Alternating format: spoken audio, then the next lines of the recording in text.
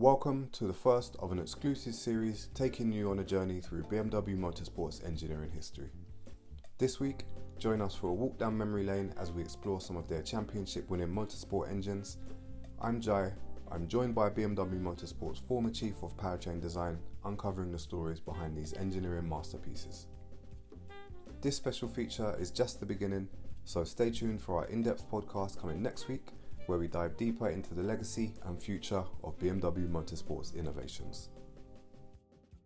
So I'm here at BMW Classic and I have a special guest with me. This is Ulrich Schulz, and he was the head of powertrain design at BMW Motorsport for a very long time, lots of experience, and we've just recorded a podcast, but here now we're going to record just a little bit of discussion around some of the engines he designed. So here we have the E41 engine. Exactly, yes. Which is a V12. A lot of this is things that I recognize in terms of what we see on road cars, but a lot of the details are not so recognizable. Exactly, yes.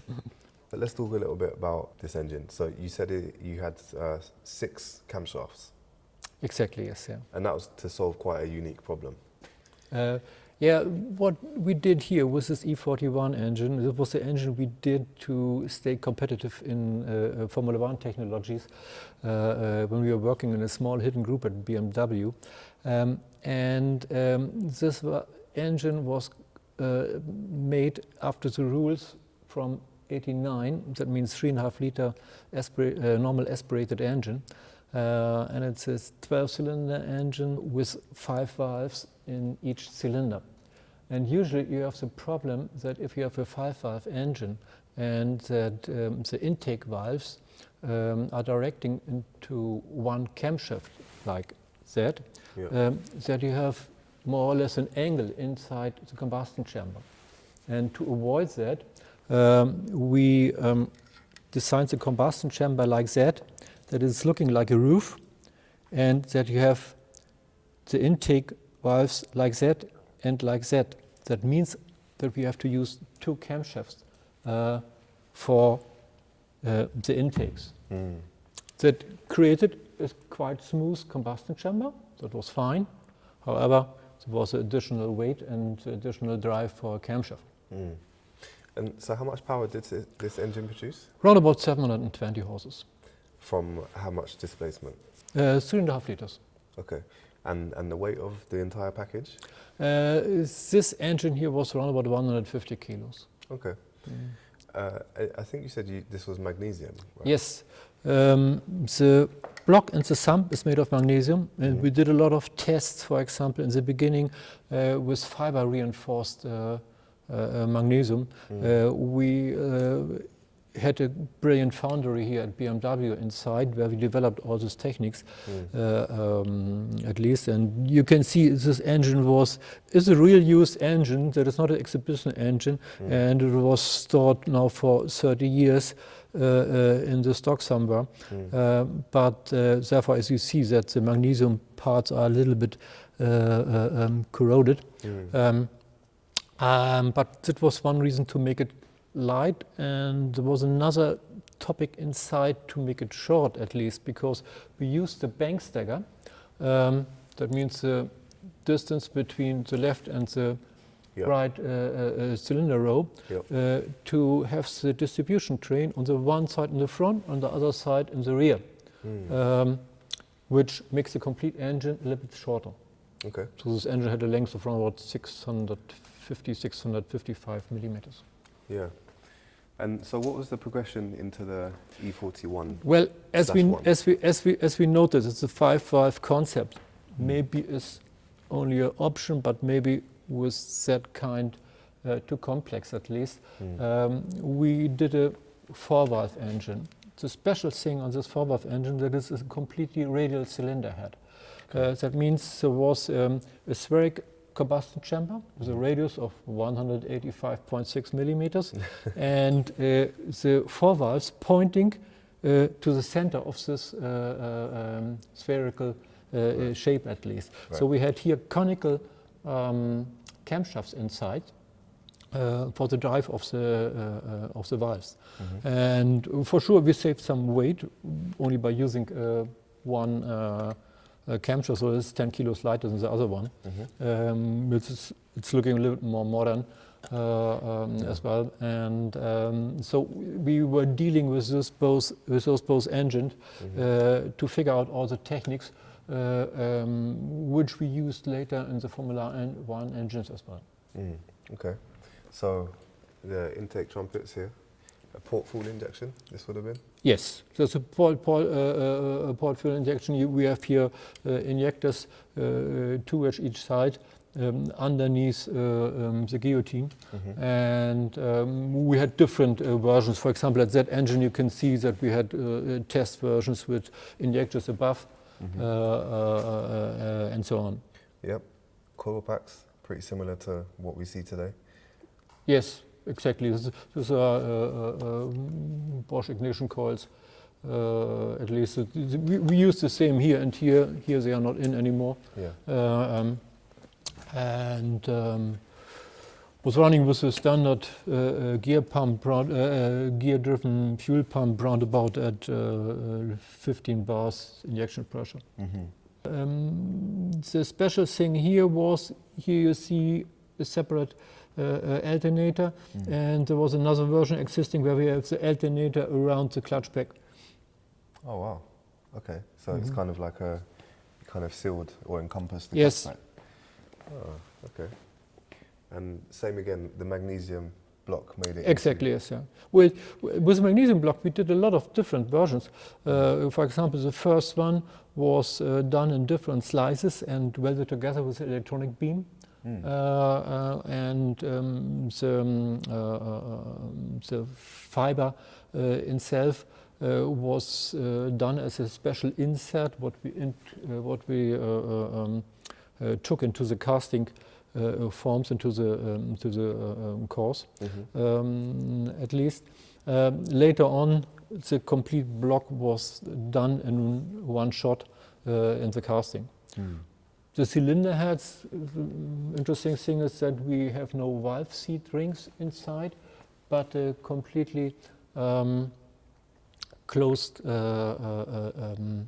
combustion or valve seat chamber, at least. This was a copper beryllium part, and this was Copper beryllium. Copper beryllium, yes. This was especially treated with and coated and prepared, and was directly put into the pattern before the casting starts, and so it was a metallic combination between this combustion chamber insert and the aluminium casting, which allows us to make the valves a little bit bigger, because there was no distance of aluminium needed between the single valve seats. Okay, interesting. Why do you think magnesium blocks don't make it into racing today? They are soft. That's one of the problems. You will not save a lot of weight because you have to make it that thick to get it stiff enough, at least. And well done aluminium casting is better. It's quite critical to handle. It's absolutely corrosive.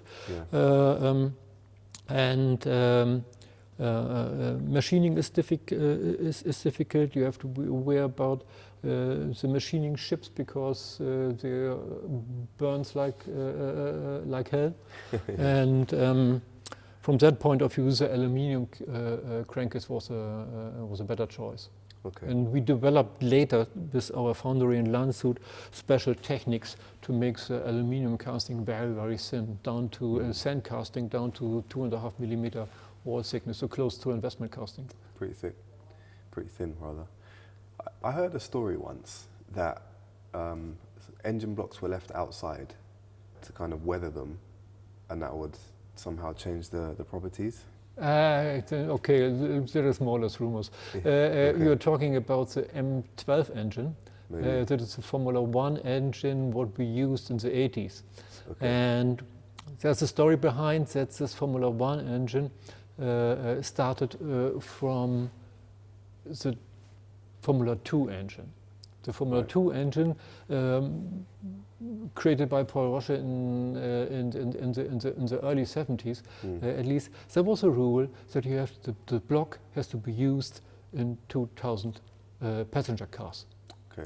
And therefore, the block of the Formula One engine of 1985 is quite close and familiar to the passenger engine of the M10 engine, Right. used in a BMW 318 or something like that. But at least it's different. Okay. Okay, so rumors. Yeah.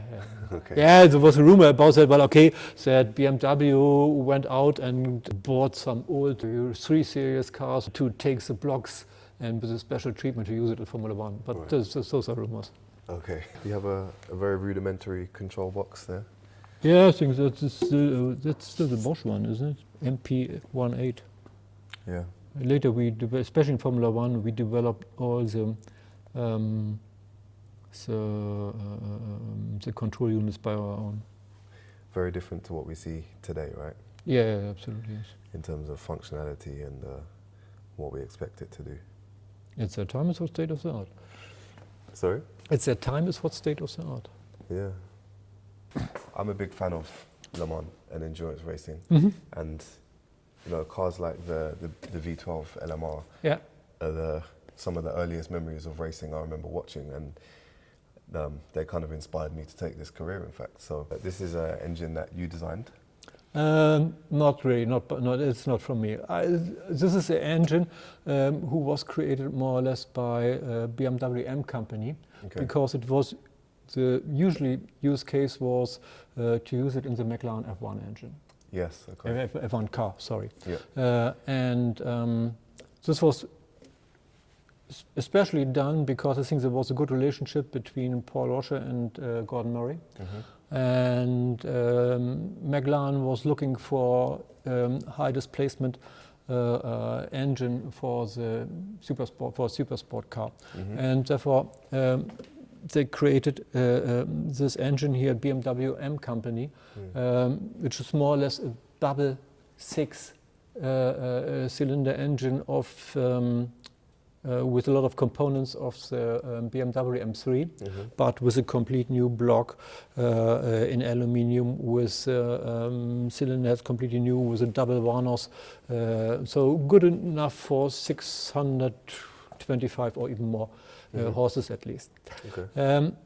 And in '95, the car, the McLaren F1 car, was used for GTR and GT1 racing as well.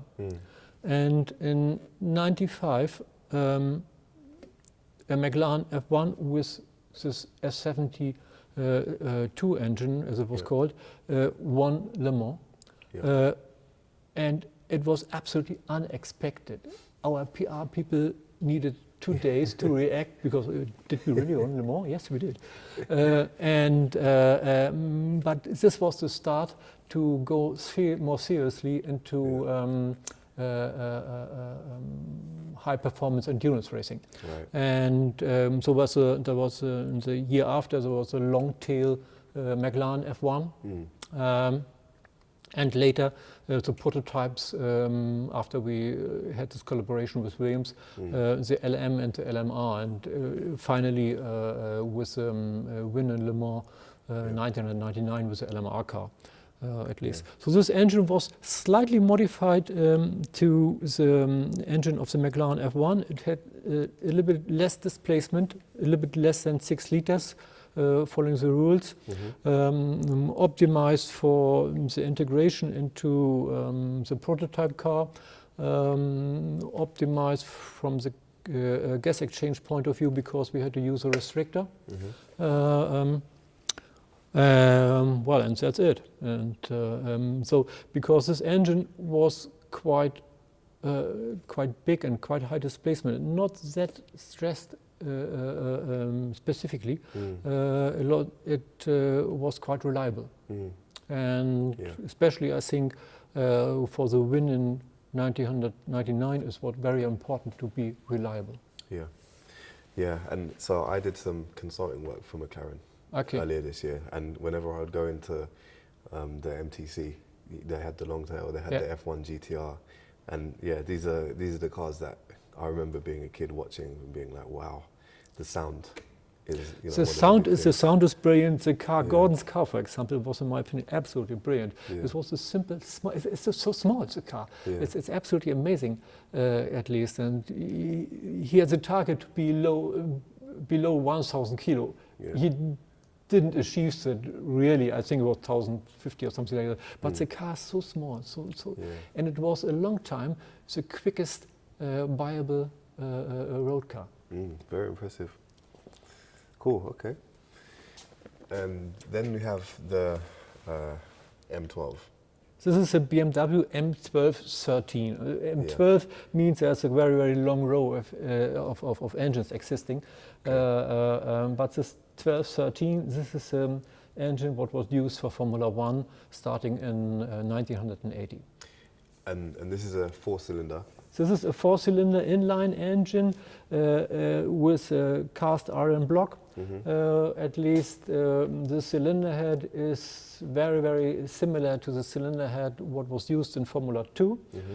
At least highly turbocharged with 1.5 liter displacement, highly turbocharged in the last version, not this one, but in the last version in 86 up to 5.5 bars. Wow. So with a real high power output.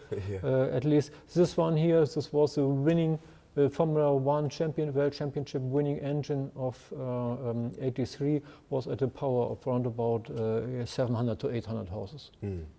One of the first things I noticed here is this huge turbocharger. The turbocharger is really huge. Yes, that's right. It's looking like from a truck, isn't it? I don't think I've ever seen a turbocharger this big on a... there's a big B-scroll turbine, a big compressor, at least. There's a special butterfly system with a butterfly in front of the compressor and 5 butterflies at the engine, at least. Very tricky to drive. I can imagine, right? Because off boost, there must be absolutely nothing. Exactly, yes. So the power starts at 8,000 RPM at 10.5 to 11,000, then it was over. It's done, So especially I think Nelson Piquet at that time was an absolute brilliant driver. And he was able to drive this car absolutely perfect. Cool. And then what do we have a little further down? Well, this one here is an engine of, this is a M88 /1 engine, what was used in the Procar series.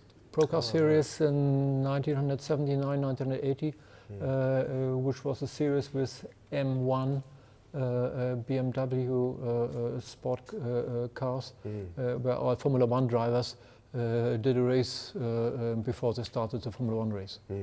Around about 3.5 liters, 480 horses. Yeah, I remember that. It was quite a brief series, wasn't it? Yeah, absolutely. But it was a nice idea because it was more like GT racing, but the grid was the Formula One grid. The grid was the Formula One grid. The spectators of Formula One were there. There was a Formula One racers at least, and because it was not such a serious competition like Formula One, the racers were absolutely happy to do that, and they were absolutely brilliant racers. Yeah, I can imagine that. I almost feel like they should think about doing that today. No, maybe they would use GT3 or something. Maybe. I'm not sure what the insurances of all the single drivers will say if they are doing something like that before they're doing the real race, or of the teams. We have some parts behind the glass here. One of the first carbon-made plenum chambers of the BMW M12. And that was lightness, stiffness? Yes, lightness, stiffness. The first one were made were welded aluminium ones. And especially, if you're running with 5.5 bars, you have a lot of power inside. And to make it reliable enough, I think we did it in carbon. And it was the first time when we introduced carbon to engine parts, for example. Okay. And a cylinder head of the E41, that was the first, E41-4, that was the first engine we used in Formula One in 2000. Big valves. Yeah, for the natural aspirated engine, it's quite important to get everything in. And therefore it's more important to have bigger intake valves. So the ratio between intake and exhaust valve is here quite extreme. And a lot of overlap?